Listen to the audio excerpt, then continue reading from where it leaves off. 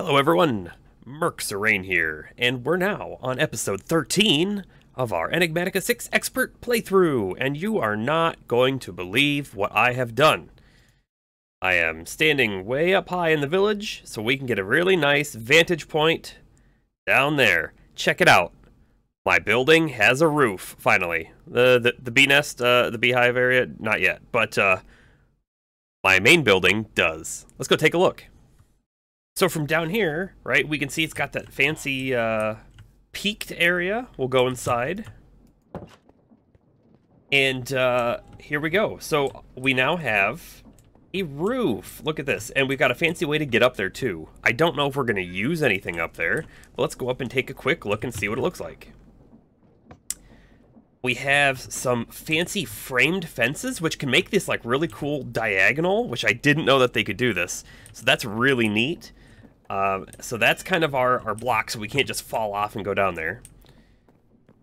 And then we have a little bridge, and this is just, of course, you know, just trap doors, but, you know, don't actually right-click them. And then a ladder that goes all the way up to the top. And all the way up to the top, we have some polished glowstone in the roof.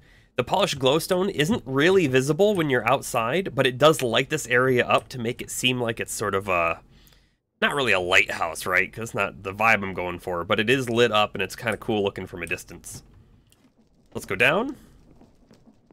Go right back downstairs here. And check something else out I've done.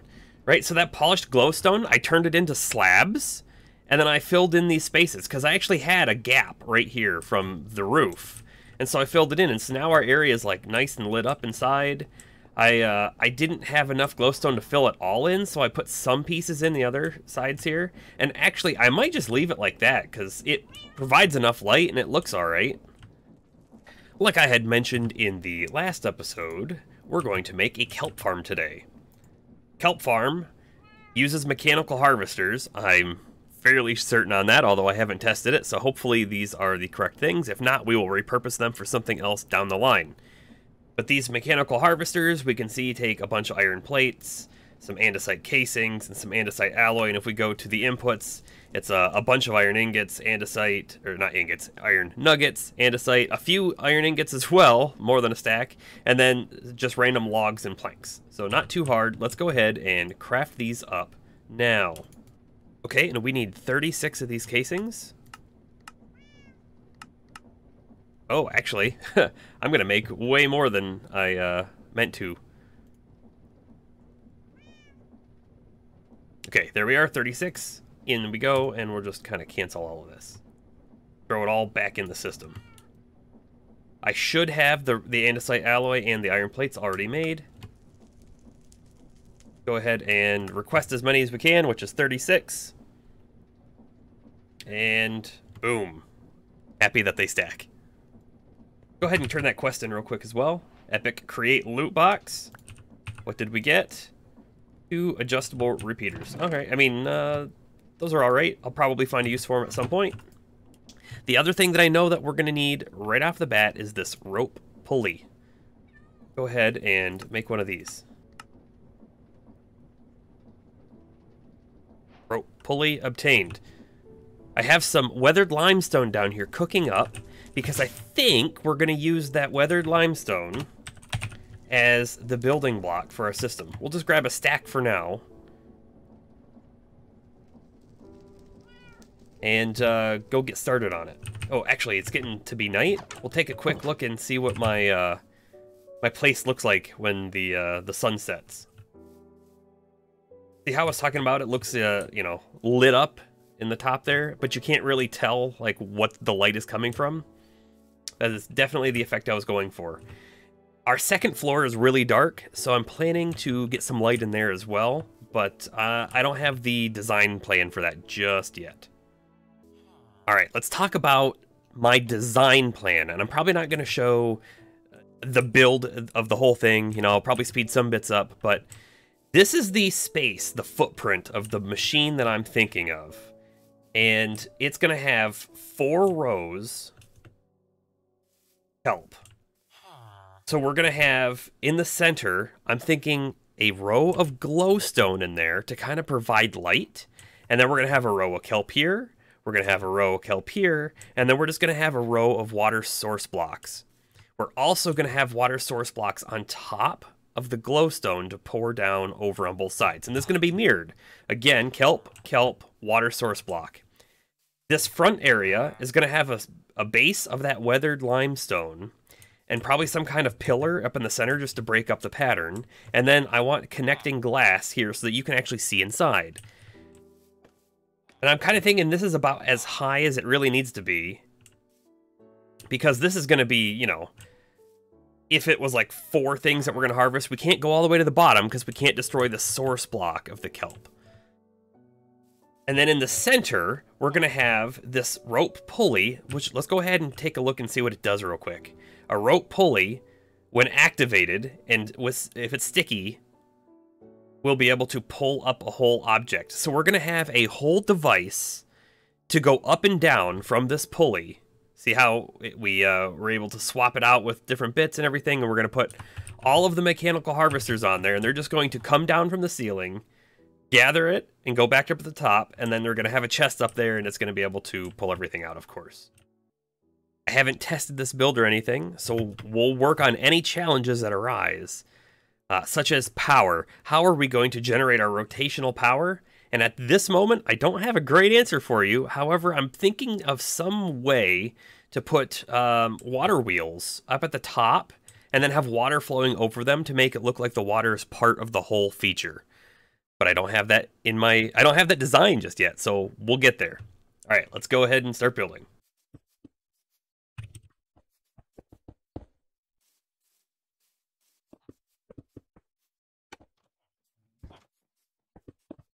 Okay, and I was thinking that I was going to put glowstone, right? Some sort of, let's go ahead and take a look at this. Some sort of like chiseled glowstone in there, and we still might do that, right? You know, something like this might look interesting, or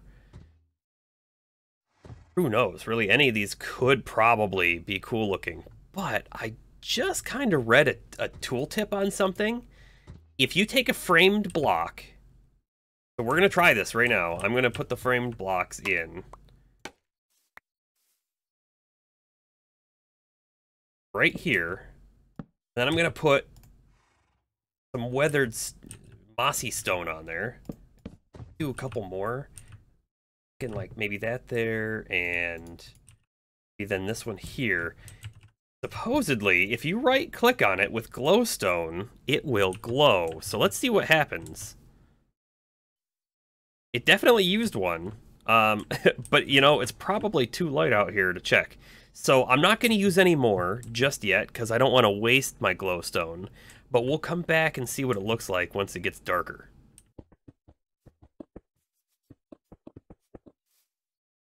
Okay, it is now dark out, and I'm really not sure, honestly.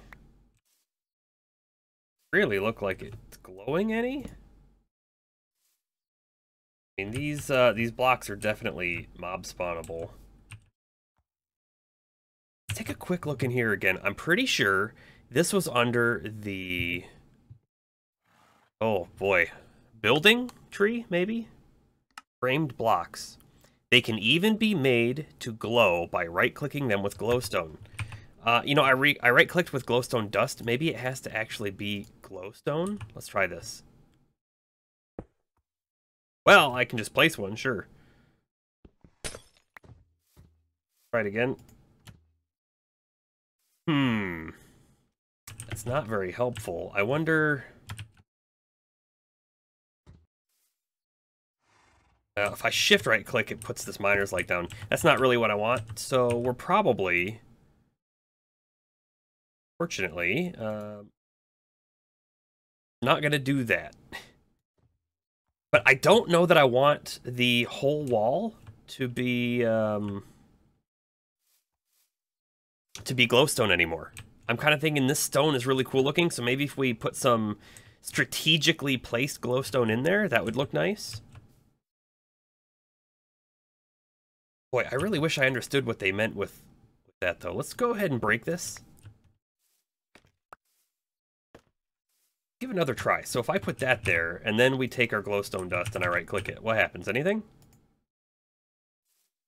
You know, it definitely lit up, but it's not lit up how I thought it would just, like, emit light.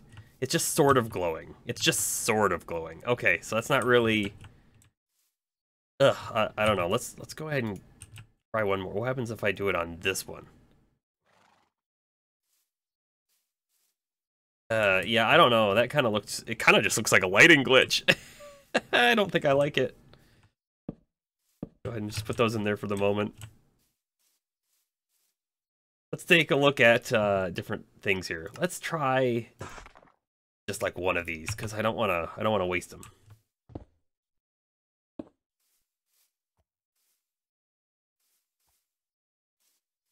Would that look cool in here? Might, and I'm thinking would like to break that one and put more glowstone there. But what other patterns could we do?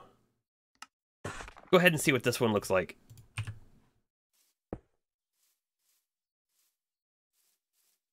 That's pretty nice looking, honestly. Oh, we get these back. How about that? I did not expect that at all. Do that, and then let's get like 2 more. I want to put it there. And then I think we're going to do something very similar to the other side. And I specifically want to leave that sort of blank at the moment.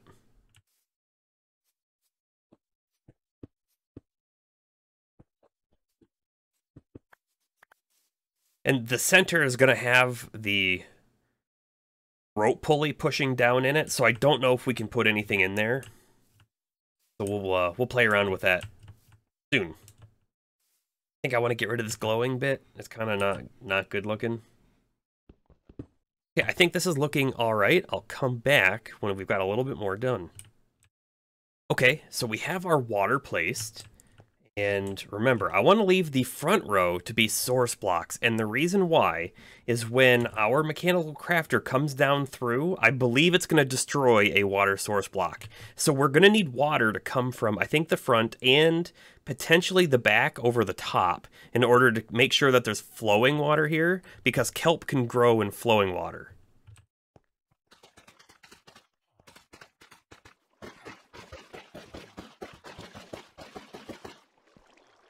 Okay, yeah, like I suspected, now that we have the water in the front, it doesn't actually make it to the back, so we are going to need water to come from the top to flow over.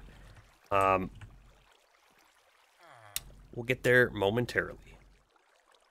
Okay, so this is what I have so far. I'm not sure if I want the roof to wrap around. I'm kind of actually thinking no, and it's going to be more of like an A-frame. But you can see I just used framed slopes, and then I'm using dark oak here, because I think the dark color really meshes well with this weathered limestone. And then above this glass, I just put some polished slabs.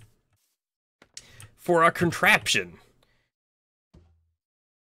you cannot attach a mechanical harvester to another mechanical harvester. What I was hoping to do was to have a single one of these chassis in the middle, and then just attach those mechanical harvesters to each other with the sticky glue, and have a whole thing. But you can't do that. So instead, we've laid out a whole platform on either side where we're going to attach these mechanical harvesters. But there's one thing I wanted to show you real quick. So when you have the wrench out, you can see that this says range of 2. That means I might actually need to put some sticky stuff in there. I haven't fully tested this yet. We'll find out real soon. But that means it can go 2 in either direction. It's pointing left and right, so that would be great, 2. And I only want these to connect to, you know, 1 gap, so we're going to need to have a gap above as well. But, shoot, the mechanical harvesters are going to be 1 below, so that's great. So they'll be sticky, and that's done. Going through and changing these 1 by 1 is a huge pain. Something that this mod create lets you do is if you hold control, all of the attached planes now can be modified together. So you're able to just kind of select them all and drag down to what you need them to be. Go ahead and attach these mechanical harvesters on now. Oh, actually, I need to glue and attach. So we'll glue them first. Won't attach. Why won't it attach? Can't click it. put it there. Can't put it on top. Oh no, this changes my plans a bit. This is where I'm currently at. I reduced it down to 1 row on each side, so this means that we're only going to be collecting that row of kelp. So we may grow some more kelp in the front, although I'm kind of thinking maybe like it would be fun to put fish in there. The back row will grow, and it will just stay grown. So you can see right now it's been broken, but it will not break in the future, and you'll see that in a second. Over here, I was just kind of playing around with a little bit of something. I've got a rope pulley, and this is a similar mechanism to like our elevator in there, in the sense that we're using a gear shift, and when there is no power, the state is off, it will pull the contraption up. But when there is power, it will drop it down. And we only want it to go down 2, so I've placed a block in that center area, so that will stop the contraption from going further. Something else that's really important to take a look at, when you hover over the rope pulley, it'll say movement mode. Its defaults always place when stopped. If we leave it there, that means it's going to place all the blocks in the water at the bottom, and we don't want that to happen. So we really only want it to place when it's in the starting position, which is right where it is now. Another thing to note, you can see 128 stress units is how much this uses. And I believe this is actually 256 for each one of these wheels. So we really don't need both of them. It's overkill. It does mean I could speed the contraption up more if I wanted to by having a couple more large and small gears. I'd probably have to like shift everything over this way with some of these shafts, you know, because there's not enough space right there. But this is what it looks like when it's in motion. It's actually not that slow, honestly, and you can see how it didn't place the blocks, so that kelp is still there. Our pieces are just sort of in the middle of it. They're like ghost blocks at the moment. And that's what it looks like when it goes down.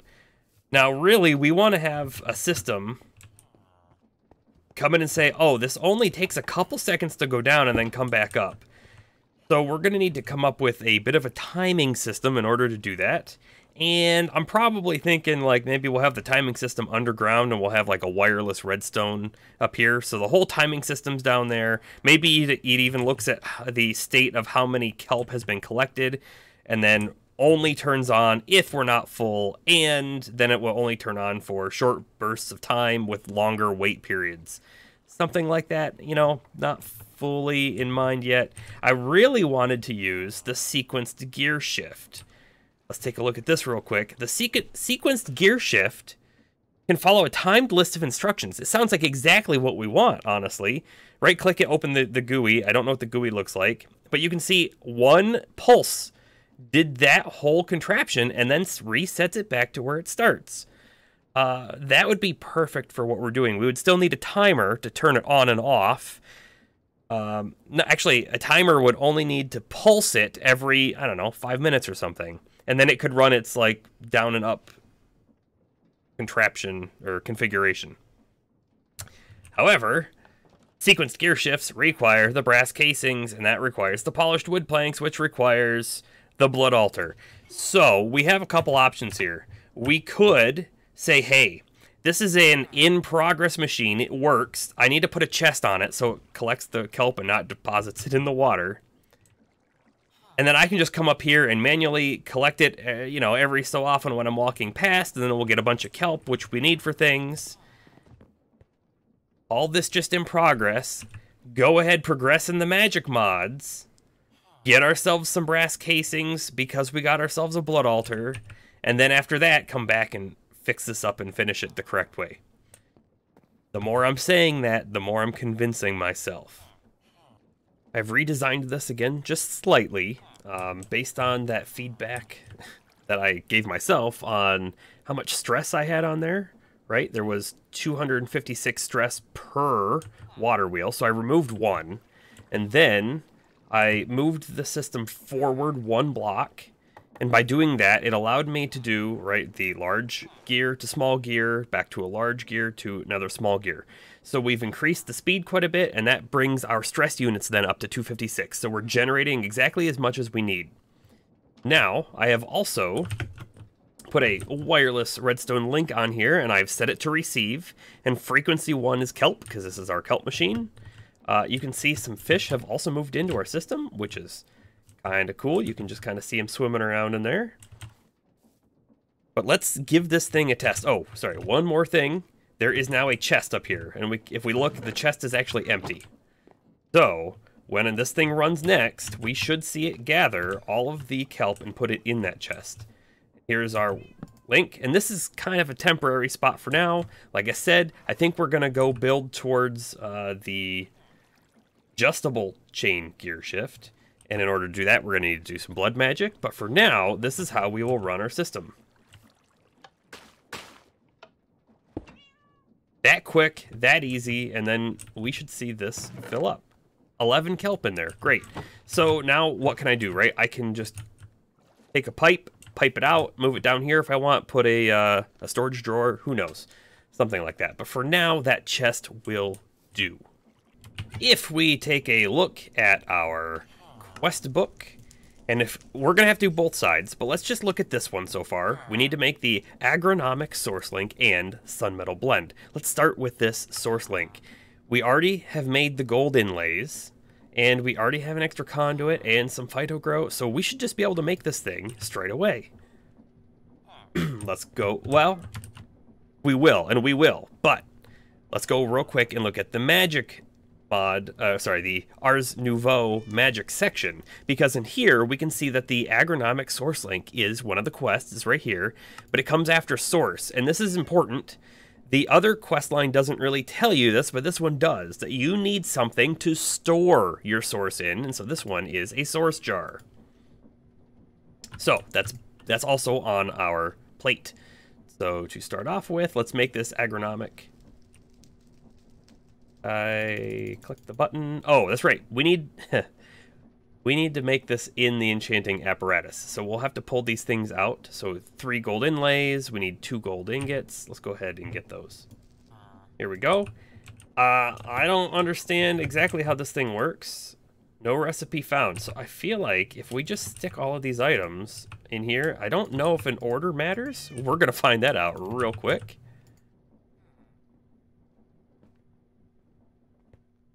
Oh, you know what this means? This means I don't have enough spots. Arcane pedestal. What's it take to make one of those?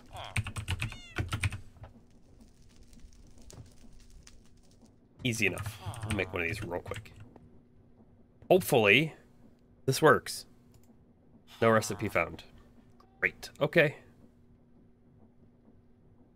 One moment while I figure this out.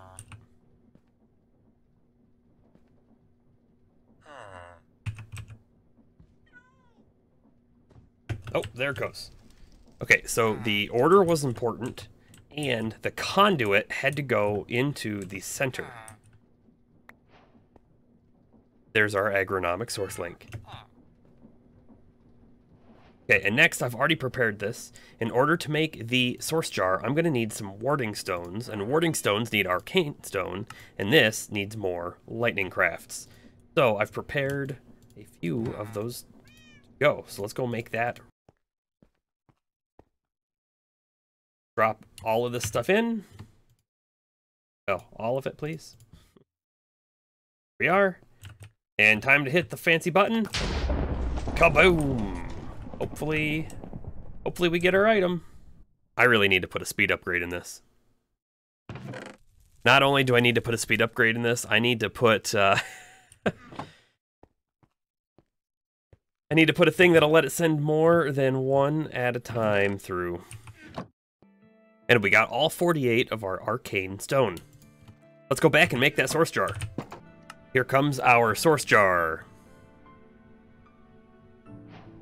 Alright, that completed both of those quests.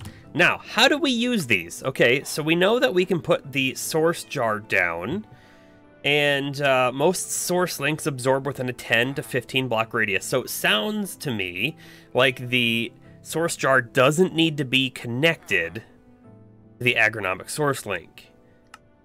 Now, the agronomic source link, where does it get its source from? From the soil springs forth a great source of energy. Natural tree and plant growth in the vicinity will release some extra source. Okay, so we have some options of where we want to put this. We could put this over here at our tree farm. However, we know that we already have an excess of these logs, and so this isn't currently growing.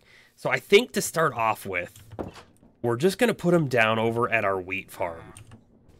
And let's take a quick look and see what rewards we got. We got a World Shaper's Sextant from Botania, and you know what? I don't know what that does. And Farmer's Delight. Farmer's Delight gave us some epic Oreos. Okay. The Source Link will give us melon seeds. Okay.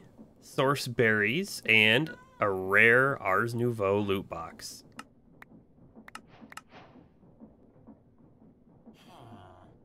The rare one gave us magic clay, it looks like.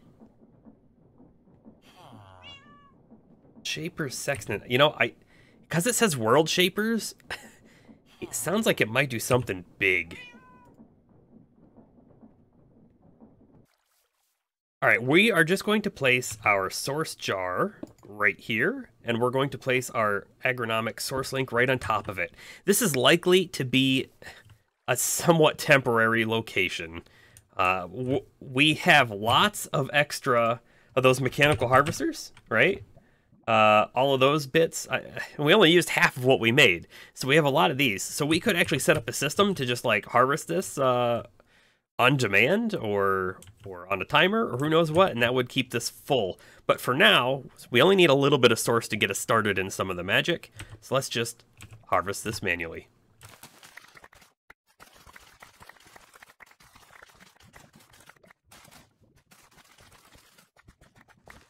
Okay, with everything harvested, this, oh, I saw a particle effect. This should only collect source when things are growing, right? So once, you know, these are all 0% right now, but once they start to grow, we should hopefully start to see things go in. And actually, we can see a purple layer down there already. So we can tell that there is some source. Oops, see that? See that purple magic going in? On the top left, it tells us 1% full now. So this will take a little bit of time. And if we really wanted to be efficient, you know, we wouldn't have put this over on the side. We may have tried to like stick it, you know, right above this water block, right in the center. But it, at this moment, isn't really about efficiency, and it's more about let's just get some going. And then we will create an automated system for that coming soon. Let's find out what this World Shaper's Sextant does. I'm going to take my Akashic Tome off of my little tool rack, and we're going to select the Lexico Botanica. And here we are in the world, or in the magical items section. We have the World Shaper's Sextant. The secrets of creating circles is a lost art. Okay. All right, this thing isn't dangerous at all. And in fact, we can just quickly, let's say this is our center. And I just kind of drag out. Look at that. And then we'll say we want it to be there. Okay, so look at this. It gives us the radius of 6 blocks. We can see I have 6 out of 36 placed. I think that just means that, right, some of these have things already in those locations. But cool, so we can make circles. Shift right click to remove. Let's do it again, but for a much smaller one. Yeah, so a small one is just a square. We are very quickly reaching the wrapping up point of this episode, but let's take a look at our to-do board. And this is starting to get a little empty, right? I mean, look at that. We just crossed off Kelp Farm.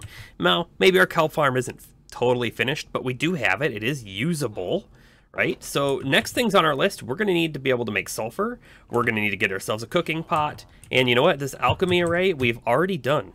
So we missed crossing that one off earlier. So that's great. So let's take a quick look at where we are. We will absolutely make some Sun Metal Blend in the next episode. And I believe we should be able to make a stove. That's real quick and easy. And a brazier. Now this would need some pewter, which I'm guessing iron and lead, not too hard. And it also needs nether brick fences, so we might need to go find that in the nether. We might get some adventuring in. And calx of end. This is ender dust and enchanted ash. Again, so we need this cooking pot, and we need to do a little bit of magic brewing, or mixing, or whatever you want to call that. Alchemy, even. But then we already have gold inlay. Like we used 3 earlier. There's 1 more still in storage. That we should be able to complete all of this, and then we need, right? We're trying to get to the blood tier or the blood altar tier 1. So then we need to get to off-world. So there's a scarab and a catalyst. I don't know if we need both or if we just need 1. The catalyst is going to take a bunch of source and some gold inlays, some silver, and aquamarine. This stuff probably won't be too hard in our near future. The source 5,000. I don't know how much a jar holds, so we might need multiple jars. I don't know. We'll find that out. The scarab, on the other hand, this is just going to be another lightning craft with a sunmetal blend from one of the previous quests. Pewter inlay, gold inlay, and source gems. So this one shouldn't be hard to make at all. That'll get us like right up to the blood altar. I mean, look at that. It's right there. You know, I really thought blood altar was going to take us longer to get to. This was a little bit of a pain. I wasn't able to do it in 1 episode, but we might be able to get up to the point where we can craft this in the next one. I don't know if we'll quite make it there, but it is coming soon. Real soon. And again, this actually isn't too hard of a craft. Once we can make the Arcane Gold, get some other stone, which we will be able to get real quick and easy. Hard to see, we can craft those now. Let's take a look at Arcane Gold real quick. So we just know 500 source, a little bit of redstone, a little bit of gold, enchanted ash, and a soul shard. Maybe the soul shard, performing a ritual, a crystallization ritual near undead mobs. So you know what? I think we're gonna need to set up this a little bit, probably in the next episode too. So I don't know that we're gonna quite get there, but I would bet in 2 episodes we'll have this. So thank you everyone for joining me today in creating this, I think is going to be an epic kelp farm. It already looks way cooler than I really even imagined it to look. And I hope you're looking forward to the next episode where we dive into a little bit more magic. But this is Merc Serene, signing off.